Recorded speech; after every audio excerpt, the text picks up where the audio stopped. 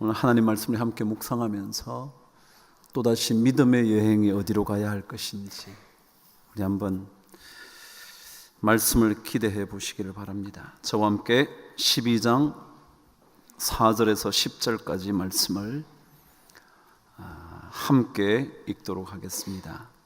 창세기 12장 4절에서 10절까지 말씀 함께 읽도록 합니다. 시작.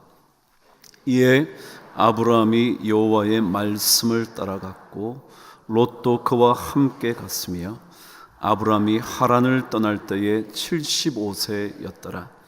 아브라함이 그의 아내 사레와 조카 롯과 하란에서 모은 모든 소유와 얻은 사람들을 이끌고 가나안 땅으로 가려고 떠나서 마침내 가나안 땅에 들어갔더라.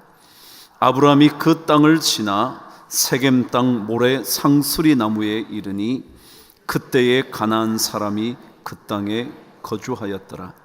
여호와께서 아브라함에게 나타나 이르시되 내가 이 땅을 내 자손에게 주리라 하신지라. 자기에게 나타나신 여호와께 그가 그곳에서 제단을 쌓고 거기서 베델 동쪽 산으로 옮겨 장막을 치니 서쪽은 베델이요 동쪽은 아이라. 그가 그곳에서 여호와께 제단을 쌓고 여호와의 이름을 부르더니 점점 남방으로 옮겨 갔더라. 그 땅에 기근이 들었으므로 아브라함이 애굽에 거류하려고 그리로 내려갔으니 이는 그 땅에 기근이 심하였음이라. 아멘. 어제가 토요일이었어요. 토요일이었는데 우리 왕광열 집사님이 자신이 이끌고 있는 합창단 미가엘이라는 합창단이 정기 연주회 발표를 한다고 저에게 올 수 있냐고 그러시더라고요. 토요일 날 제가 가능하면 안 갈까 그랬는데 저한테 그러는 거예요. 목사님, 원래 성지순례 가신다 그래서 안 계신 줄 알고 말씀을 안 드렸는데 안 가시게 됐다니 오실 수 있겠습니까? 그렇게 말하니까 안 가면서 안 간다 그런다니까 좀 민망해서 그래서 그래요, 한번 가죠 뭐. 그래서 이제 음악회를 정기 연주회를 가게 됐습니다. 가기 전에 무슨 곡을 연주하나 봤더니 하이든의 테레사 미사곡을 한다 그러더라고요. 제가 한 번도 들어본 적이 없는 곡이라 인터넷을 뒤졌죠. 그래서 하이든의 곡들을 살펴보기도 하고 그리고 하이든의 이야기를 읽어보기도 했죠. 하이든의 곡 그러면 뭐 천지창조, 사계 그런 오라토리오가 유명해서 그런 것들은 알고 있지만 테레사의 미사곡은 처음이었거든요. 그래서 이제 찾아보니까 예전에 하이든이 이 곡을 예전에 천지창조와 사계를 하면서 불렀던 소프라노가 있는데 그 여자 이름이 마리아 테레사라는 여자였답니다. 그래서 그 여자에게 바치는 곡이면서 또 미사곡으로 만들었다는 거죠.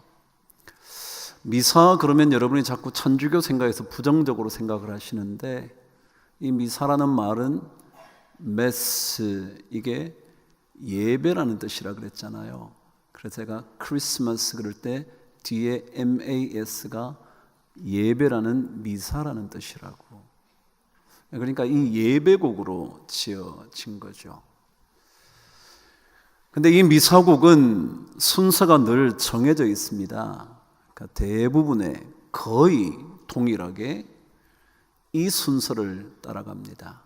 첫 번째 찬양이 키리에 엘레이손 이렇게 시작되는 찬송입니다.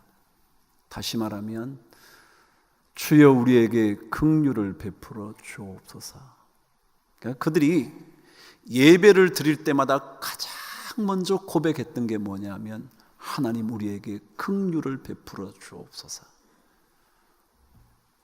그렇잖아요. 우리 주님의 긍휼 없이, 은혜 없이 우리가 살 수 있겠습니까? 많은 사람들이 이 얘기를 하면 에이 뭘 목사님 그냥 없어도 잘 살아요. 생각할지 모르지만 여러분 곰곰이 생각해 보시죠.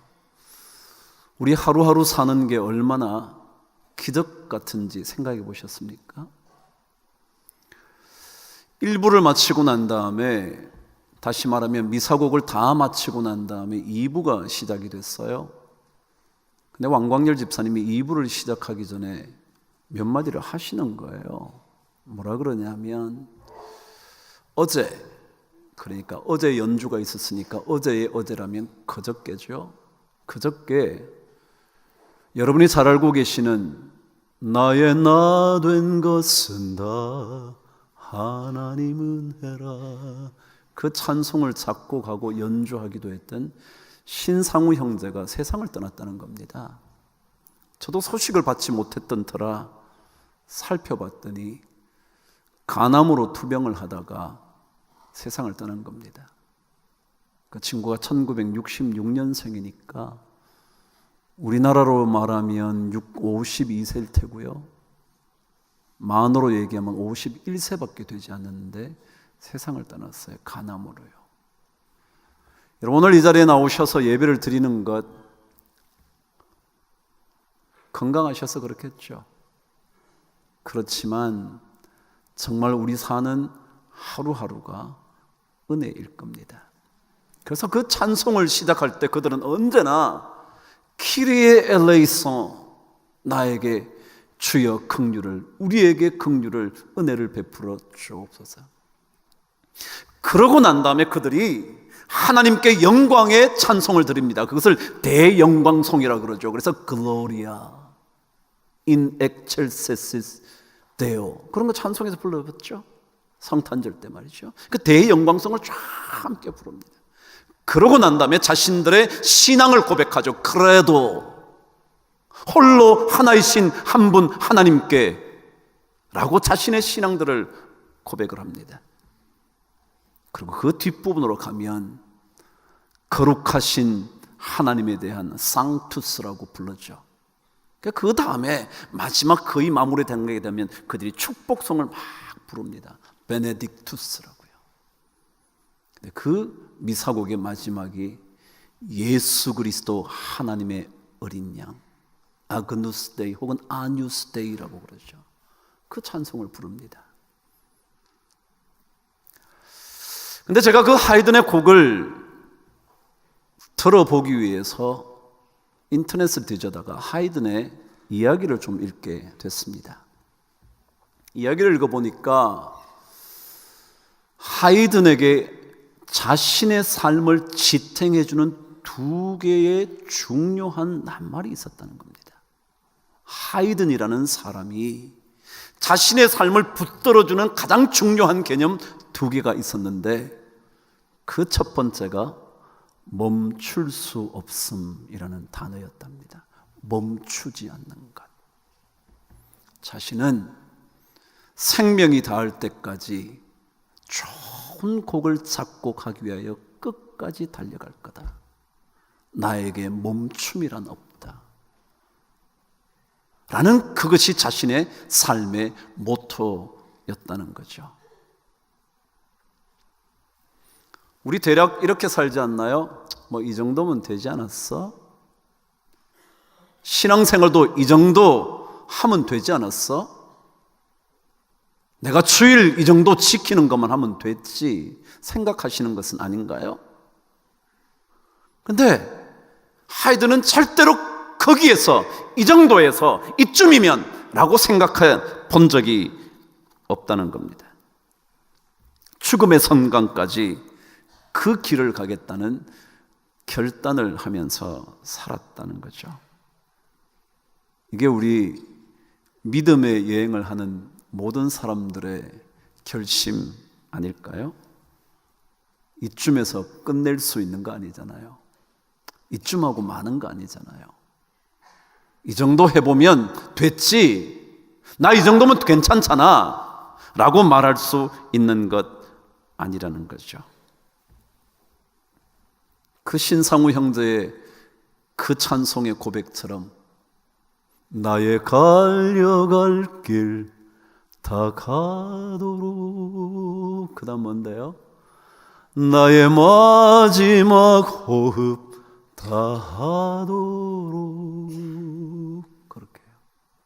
나로 그 십자가 품게 하시니 나의 나된 것은 하나님이니라. 그때까지요.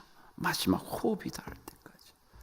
근데 두 번째, 그의 삶을 붙들고 있었던 중요한 한 낱말이 뭐냐 하면 익숙한 것들과 결별하는 것이라는 겁니다.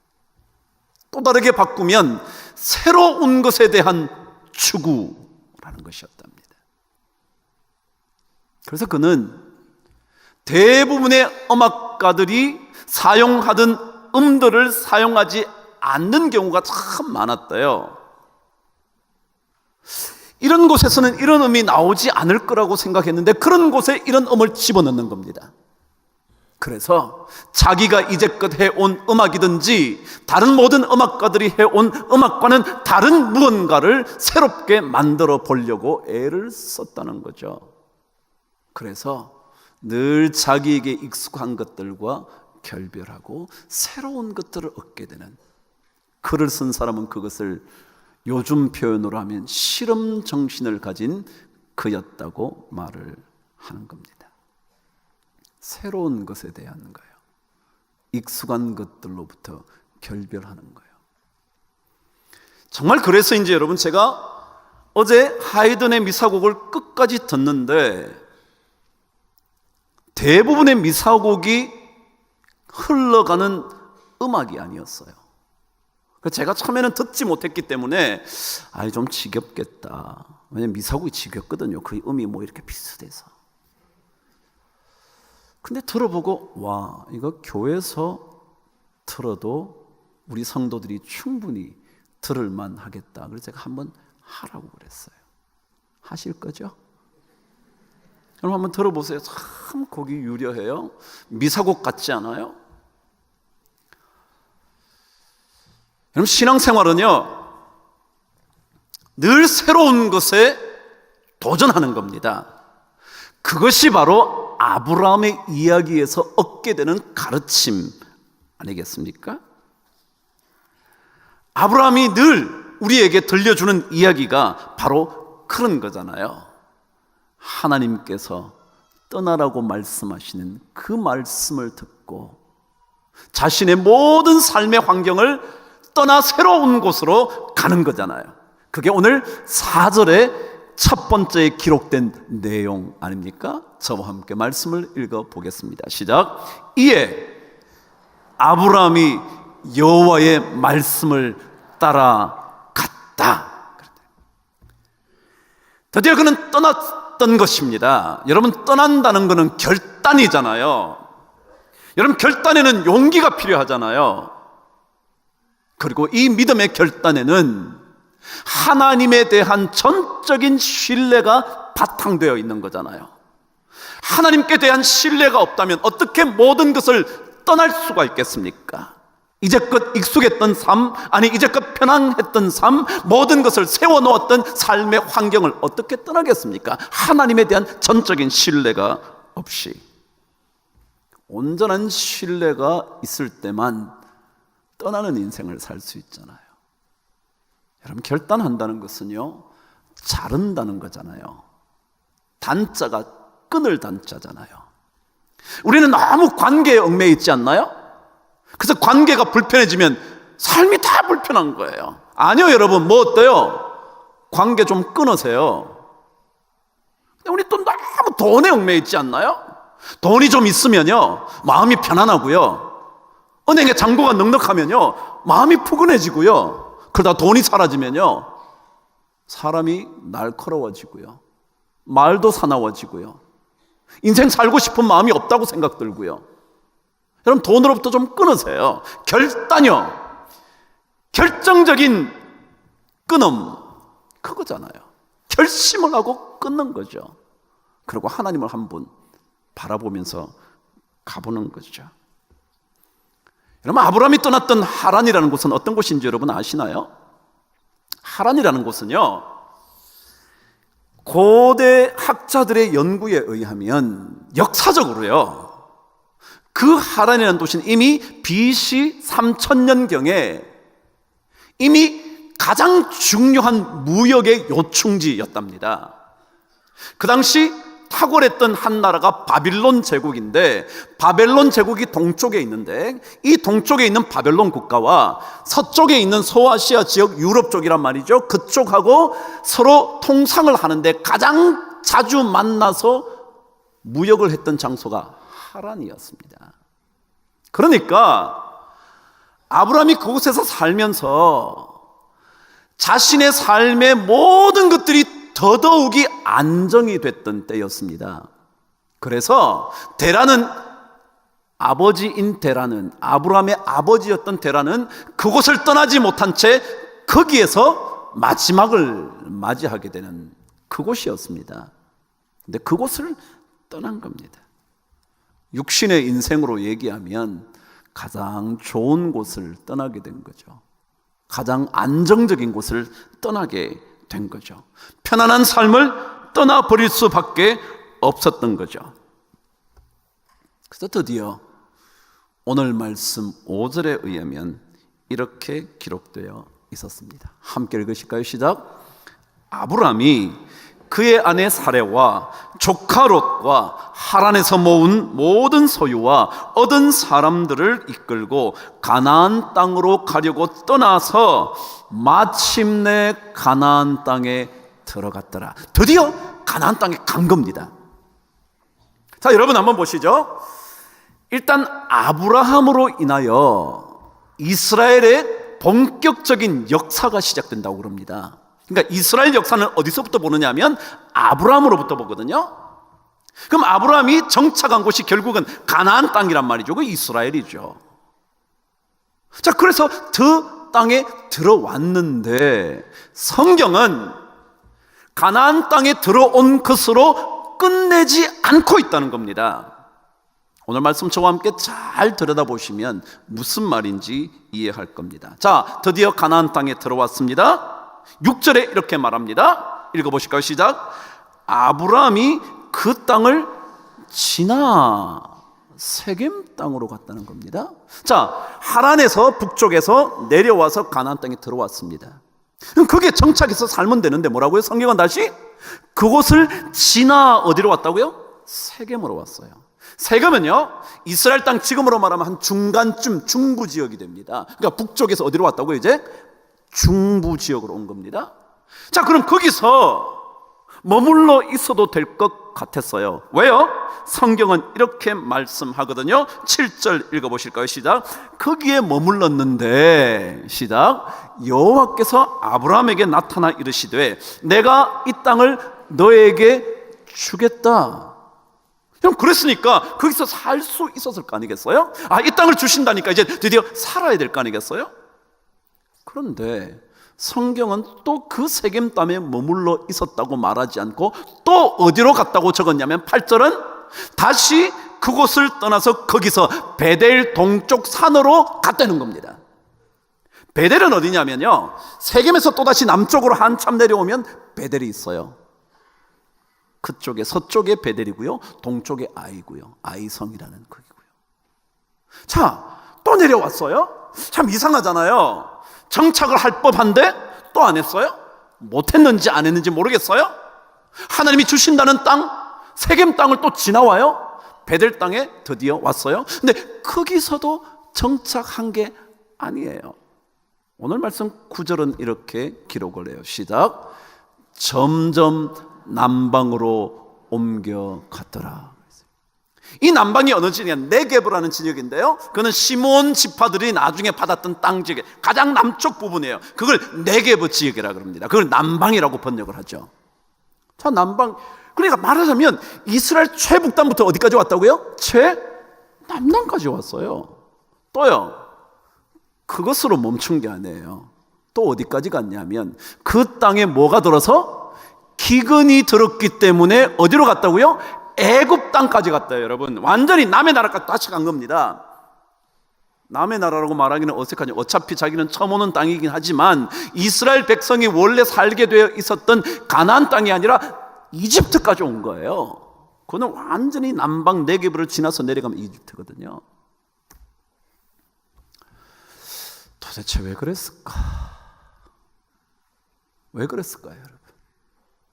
여러분, 하나님께서 떠나라 그래서 가나안 땅에 왔는데 왜 그게 멈추지 못하고 또 떠나고 또 떠나고 또 떠나고 또 떠나서 마침내 이집트까지 가게 된 걸까요?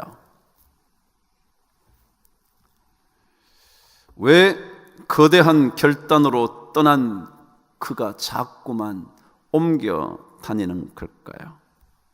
도대체 어디까지 가야 되는 걸까요? 사업을 이걸 해봤더니 좀 되는 것 같았어요. 근데 또 되는 줄 알았는데 또다시 어려워서 문 닫게 생겼어요. 실컷 인테리어 디자인 다 해가지고 돈 들여놨는데 그거 하나 되돌려 받지도 못한 채 또 나와야 돼요. 그래서 또 다른 곳에 가서 또 뭘 하나 시작했어요. 겨우 했는데 또 떠나야 됐어요. 또 짐을 싸야 돼요. 또 그만둬야 돼요. 왜 그러죠? 그런데 문제는요, 그게 아니에요. 오늘 아브라함이 우리에게 가르쳐주고 싶은 것은요, 그때 우리 믿음의 여행을 하는 사람들은 어떻게 해야 하는가, 그 얘기하고 싶은 거예요. 사실 인생은 전부 다 그런 거잖아요. 건강이 좋았다가 뭐요? 건강 나빠져서 어떻게 할 수가 없어요. 젊은 상우 형제가 세상을 떠나요.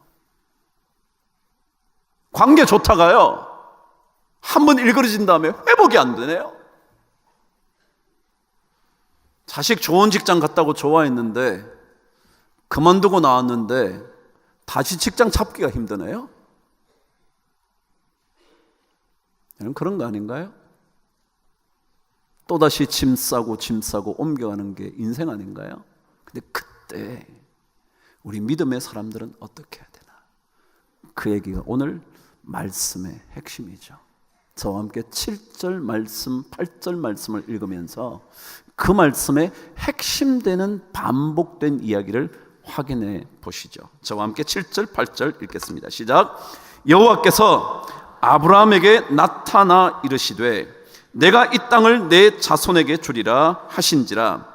자기에게 나타나신 여호와께 그가 그곳에서 제단을 쌓고 거기서 베델 동쪽 산으로 옮겨 장막을 치니 서쪽은 베델이요 동쪽은 아이라.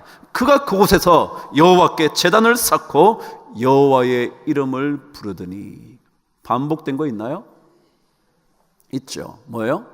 그가 여호와께 제단을 쌓고, 그가 그곳에서 제단을 쌓고, 여호와께 그가 그곳에서 제단을 쌓고, 그가 그곳에서 여호와께 제단을 쌓고, 계속 반복되죠. 무슨 얘기냐면 우리 인생이 어려운 시기를 만나서 여기서 못 견디고 또 옮기게 됐어요.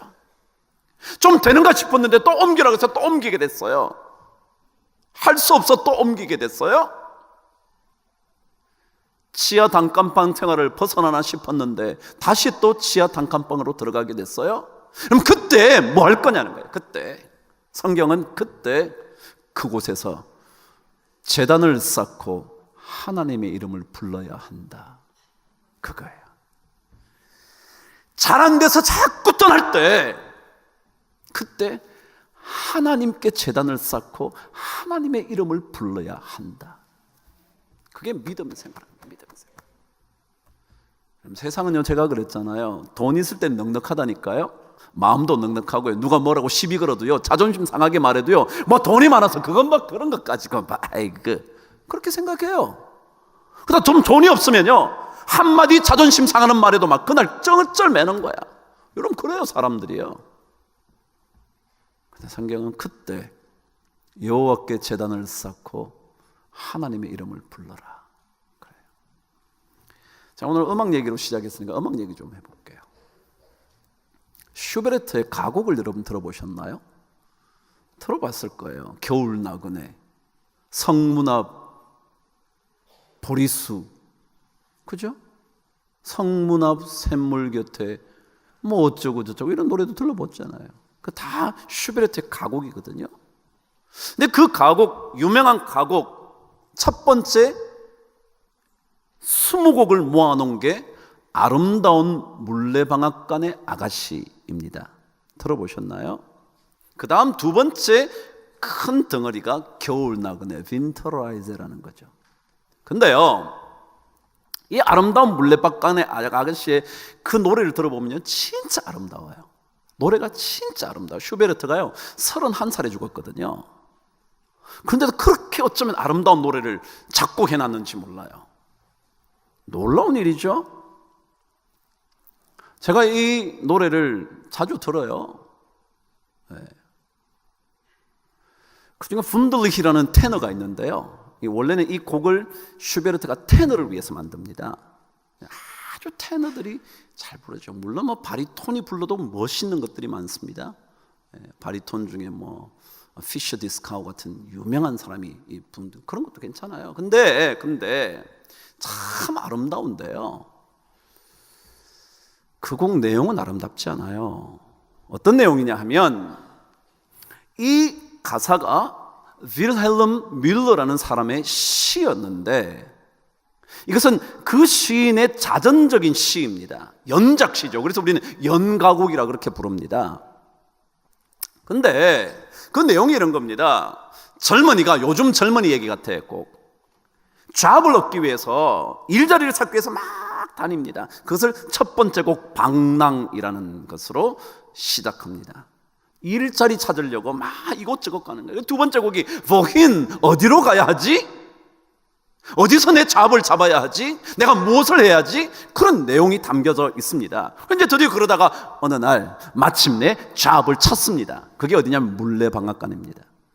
지금은 뭐 물레방앗간 그러니까 아무도 뭐 별 관심이 없으신데, 실제로는 그 옛날에는 물레방앗간이 부유함의 상징이었습니다. 그래서 거기에 도제로 들어가서 드디어 일을 배우기 시작을 하는 겁니다. 그런데 그 집에 갔더니 아름다운 아가씨가 있는 거야. 물레방앗간의 아름다운 아가씨. 그래서 디 쉐네 뮬러린 그럽니다. 아름다운 물레방앗간의 아가씨.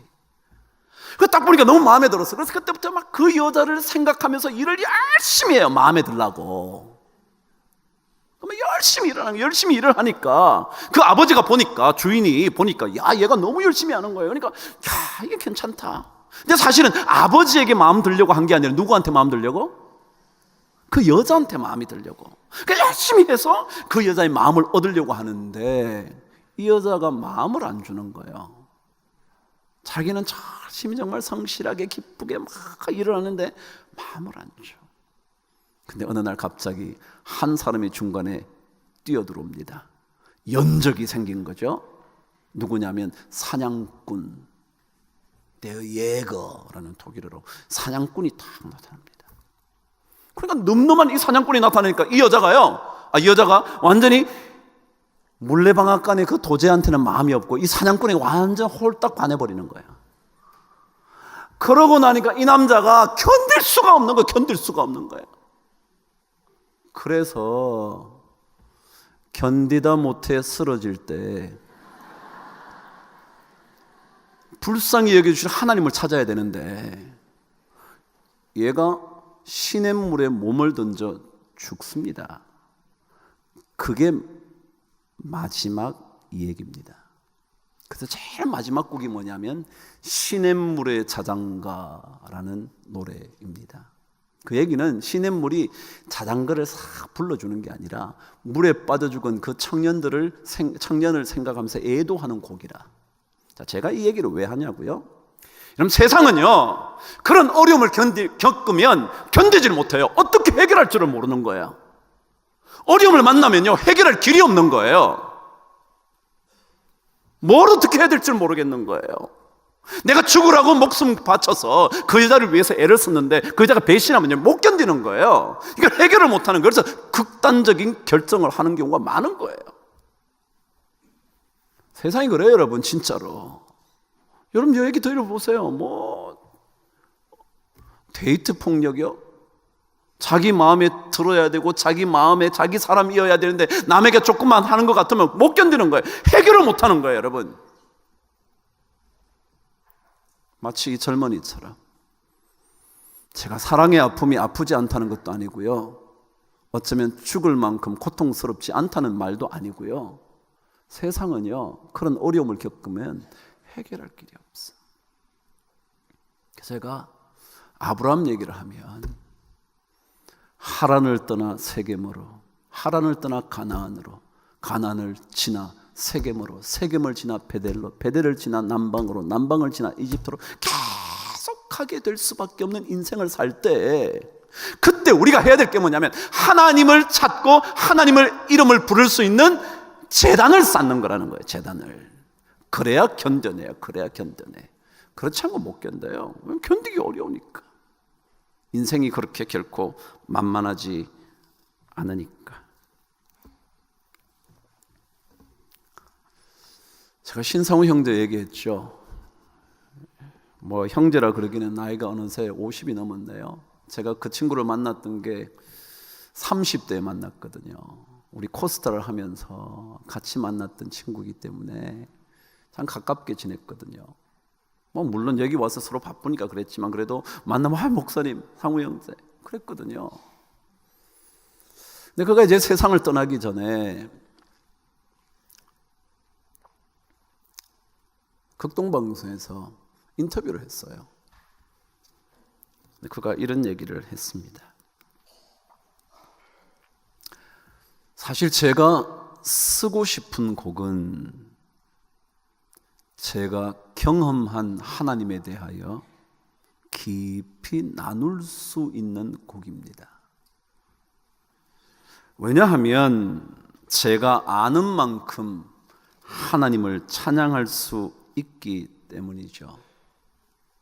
그래서 제가 앞으로 살면서 더 하나님을 경험하고 그 경험한 하나님을 내 찬송 속에 흘러갈 수 있도록 그렇게 곡을 만드는 것이 저의 바람입니다.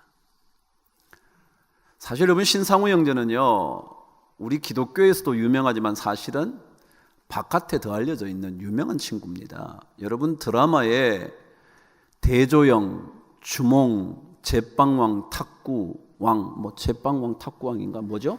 제빵? 제빵왕 김탁구, 뭐 베토벤 바이러스, 이게 다 그 OST를 그 뒤에 배경 음악을 다 이 친구가 한 겁니다. 유명한 친구죠. 근데 그가 이런 얘기를 계속하죠. 자기가 찬송을 작곡할 때는 늘 부르심이라는 단어를 기억합니다. 부르심. 여러분, 아브라함이 길을 떠날 때마다 늘 뭘 생각했을까요? 야, 너 고향, 친척, 아버지 집을 떠나 내가 내게 보여줄 땅으로 가. 부르시며, 부르심. 우리 전부 다 여러분 불려져서 사는 거예요. 불려져서. 그렇지만 더 중요한 부름은 위에서 부른 부름이에요. 직장에서 나를 불러주고요, 친구들이 나를 불러주고요, 어떤 그룹들이 저를 초청해줘요. 그게 아니고요, 하나님이 나를 부르신 그 부름이요. 그 부름이요. 그래서 또다시 그의 찬송을 떠올리면 나의 갈 길 다 가도록 나의 마지막 호흡 다하도록 나로 그 십자가 품게 하시니 나의 나 된 것은 다 하나님 은혜라. 한량없는 그분의 은혜. 그런 거죠. 여러분, 그리스도인들은 하나님 찾는 사람이에요. 여기가 평안한 삶이 되기도 해서 좋을 것 같아서 살고 싶지만 때때로 떠날 수밖에 없는 삶을 살게 될 때 그때 하나님 찾는 거예요. 원망하는 인생 되는 게 아니고요, 하늘을 향해 소리 지르는 인생 되는 게 아니고요, 하나님께 제단을 쌓고 하나님의 이름을 부르는 거예요. 그래서 오늘 제가 제목을 곳곳마다 제단을 쌓으십시오. 그거잖아요. 곳곳이 뭐예요? 이런 일 만나고 저런 일 만나고 아픔을 경험하고 억울한 일을 당하고 배신을 당하고 돈을 잃게 되고 그 모든 곳곳마다 하나님의 이름을 부르는 제단을 쌓는 거예요. 지난번에 베트남을 갔죠. 여러분 아시잖아요. 베트남을 가니까 제가 호치민에 잠깐 다녀왔는데 옛날에 하노이 갔을 때도 그 베트남의 민족의 아버지라고 불리는 사람이 있습니다. 그 사람의 이름이 호치민이죠. 호지명, 유명한 사람이죠. 모든 외세를 물리칠 수 있었던 탁월한 지도자 호치민이라는 사람이었습니다. 곳곳마다 그의 동상이 있고요. 그 식당에도 가도 그 사람 사진이 걸려 있고요. 어디 건물에도 있고요. 대단한 사람이죠. 그런데 그에게 좌우명이 있었답니다. 그 좌우명이 뭐냐 하면 사실 요즘 사람들은 베트남 사람들은 한자어를 많이 쓰지 않지만 옛날에 다 한자어를 사용해서 자기들이 읽었거든요. 그래서 그 사람의 좌우명이 이불변 응만변이라 라는 낱말이 그의 좌우명이었답니다. 이자가 뭐냐면 무엇으로서 라는 어조사죠. 불변은 뭐예요? 변하지 않는. 그러면 제가 해석하면 변하지 않는 것으로서 응만변. 응은 대응한다, 대처한다, 대답한다, 응한다. 만변은 만 가지 변하는 것. 만 가지만이겠습니까? 수많은 변화에 대응한다, 그런 뜻이에요. 다시 한번 읽어볼까요? 변하지 않는 것을 가지고 수많은 변화를 대처한다. 그게 자기의 좌우명이었대요. 저는 그걸 읽으면 대부분 그래요.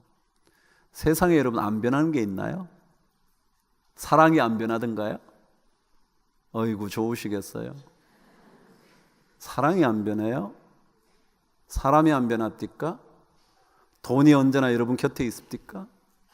자식이 늘 곁에 있어 줍니까? 결혼하게 나니까 말이죠. 자식이 말이죠. 남이 되는 것 같기도 하고요. 억울하기도 하고요. 그렇잖아요, 여러분. 어디 안 변하는 게 있어요? 이론이요? 어떤 때는 또 이게 막 좋다고 과학적으로 이게 좋다고 막 그러다가 갑자기 어느 날 이게 아니래. 어느 게 안 변합니까, 여러분? 어떤 게 안 변합니까? 성경은요, 불변이라 그랬어요. 불변. 변하지 않는 게 있대요. 하나님은 어제와 오늘과 내일이 동일하시니라. 제가 지난주에 신방 갔어요. 그 신방 가서 불렀던 찬송이 이 찬송이잖아요. 세상 지나고 그 다음 뭔데요? 변할지라도 영원하신 주 예수 찬양하. 이러면 안 변하는 게 어디 있어요? 그런데요, 안 변하는 게 있다. 영원한 거예요. 불변하는 거예요. 예수 믿는 사람은 불변하는 것으로서 이 불변, 모든 변하는 것들을 만나야 돼. 그걸로 대처해야 돼요. 억울하다 그러지 말고요, 하나님 말씀 붙잡고요, 하나님 붙잡고요, 그러고 이 땅에 수도 없이 변하는, 배신하기도 하고요, 내 뒤에 칼을 들이대기도 하고요, 돈 떼먹기도 하고요, 그런 모든 일들을 대처하는 거예요. 그거예요. 그래서 오늘 성경은 또 여기가 괜찮은 줄 알았는데 또 떠나요. 여기 좀 정착하려고 할 때 또 떠나요. 여기 좀 있으려고 할 땐 기근이 와요. 그럴 때마다 그는 뭘 했다고요? 여호와께 제단을 쌓고 하나님의 이름을 불렀더라. 우리 그렇게 사는 거예요. 그렇게. 그거 하려고 믿음에 여행하는 거죠. 근데 이게 참 어려워서 우리 미사국의 첫 번째 노래처럼 키리에 엘레이소, 주여 우리에게 긍휼을 베풀어 주옵소서. 이런 고백을 하시면서 또 한 주간 하나님의 은혜를 갈구하며 살 수 있는 한 주간 되시기를 주의 이름으로 축복합니다.